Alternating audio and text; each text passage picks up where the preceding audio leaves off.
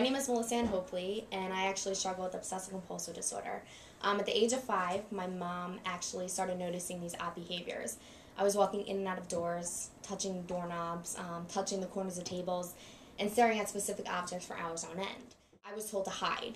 Up until the age of 12, it was hiding from my friends. It was just trying to be normal in school.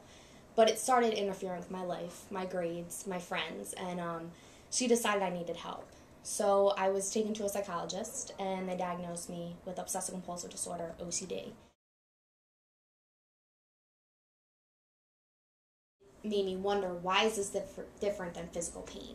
You know, if I were to jump out a window and break my leg, if, I had a concussion, if I got in a car accident, every single person would be sending me flowers. I'd get cards. My name would be over the loudspeaker in school.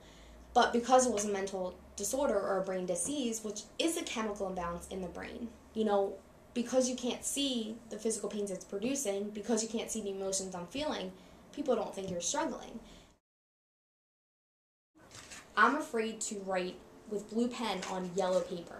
So the boss, Amy, decides she's going to buy me this paperweight that's yellow and give me a blue pen. And she's like, the roof didn't fall down yet, did it?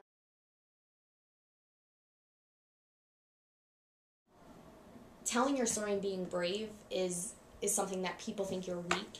People find that if you admit your struggles, you're not human, you're weak, and after telling my story, it was kind of like all these people are flocking to me. My family thinks, I don't want attention. They know I'm struggling, but am pretty strong, and just having that is, pretty cool, so. I think that the stigma of mental illness is very prevalent, and I think that after kids listen to her, they do think of it a little bit differently. It's just when people come up to you after you speak or after you do an event and they say, thank you, you touched my life, I feel like it's okay to struggle now. I think that's kind of the biggest thing. It's not about getting the money, it's not about getting publicity, it's really deep down about feeling like I can keep going on because these people are okay with saying I struggle, my friend struggles. So I think that's the biggest thing I get out of